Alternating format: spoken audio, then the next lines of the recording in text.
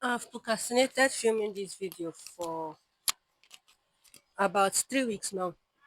I've procrastinated, so I'm just going to film it today. Very little editing, and I'm posting it. Today is the 1st of February, and I need to just put it out there. So, hello guys, welcome back to the channel. My name is Ogechi. I'll say I'm into based Lagos, Nigeria, but that's a very empty introduction. I'm working on that, so hopefully by the next video, we'll have something more concrete. But let me pause and confirm that the sound is actually good before I continue. Okay, we are good. There's a gen on somewhere, but I've checked. I don't think it's entering the video. So yeah, welcome back. Today's video is about the ongoing 10-year challenge of recalling or remembering where you were or what basically what you did last year. I'm sorry, where you were 10 years ago and compared to where you are now. So 10 years ago was 2016. I was doing my NYC, and I graduated 2015. I went to camp end of October into November 2015. Yes. And then camp was good. This is a little bit of 2015, but the main thing is 2016. So camp was good. I tried to prepare myself for camp.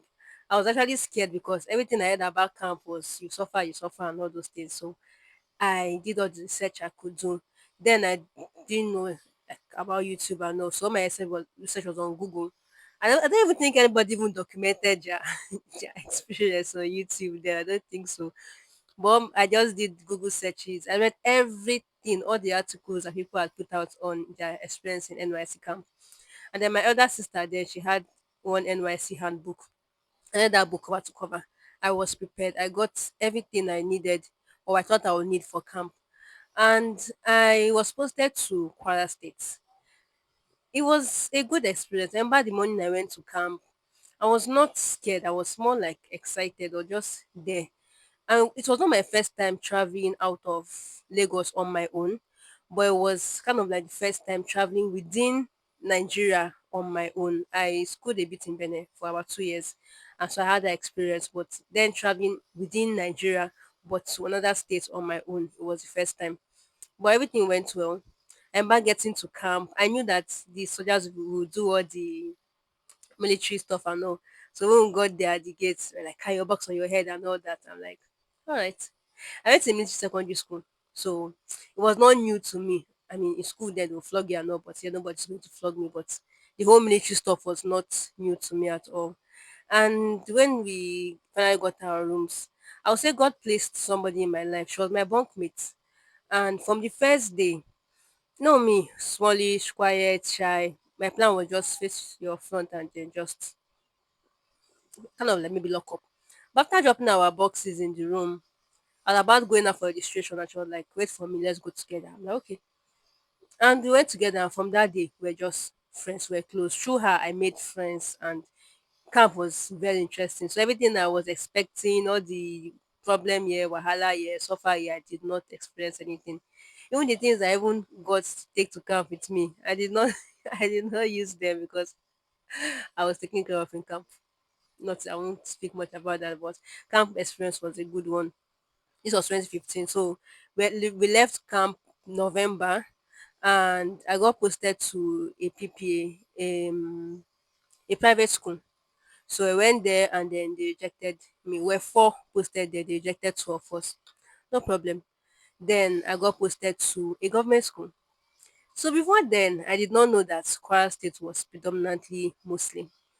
But when I got to the government school and I saw them wearing hijab, I'm like, what's happening? I was very surprised and I'm like, okay, it's fine, we'll cope. So I went to the school, did everything, and then by January, we're supposed to resume, normally the way schools resume.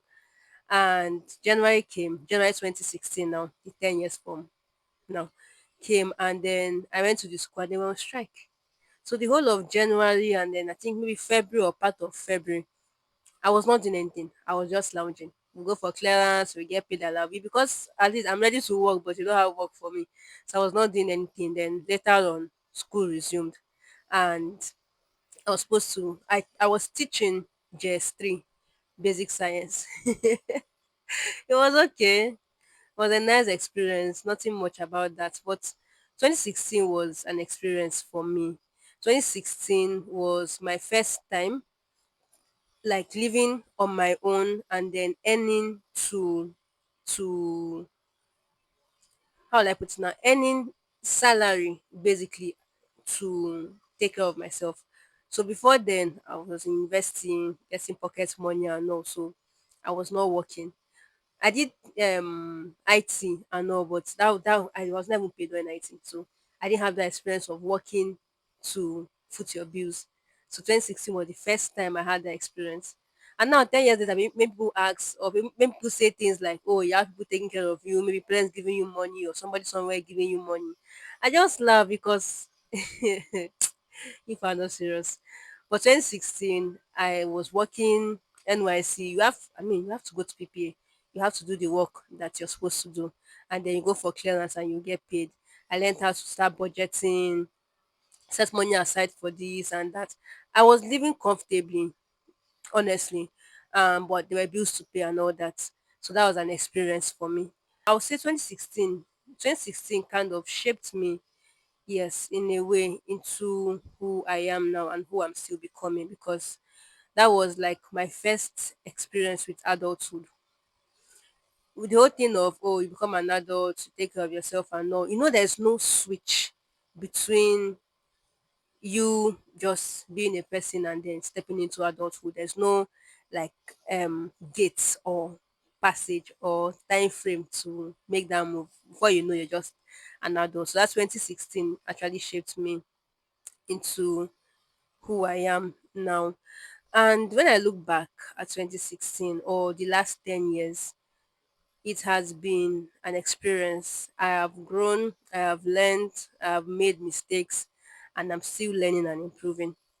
And I hope that in the next 10 years, 2036, when I look back, probably go back and watch this video, I'll be grateful for where I am. If I compare 2016 and 2026, the difference is clear.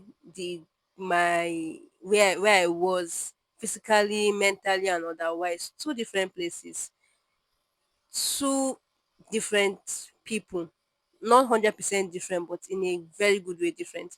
And some things I'll look back on now that I did or happened in 2016, and I'm like, okay, you're growing and you've improved. And I hope that by 2036, I'll also say the same thing. Like, okay, I'll watch this video and like, oh, yeah, yeah, yeah, I've actually improved and I'm still improving. So let me know what it has been like for you in the last 10 years, where you were in 2016 and where you are now. And I'll see you in the next video. Like I said, I'm not editing this video much. I hope I have the mind to post it straight up like this today, 1st of February. Take care, guys, and see you in my next video.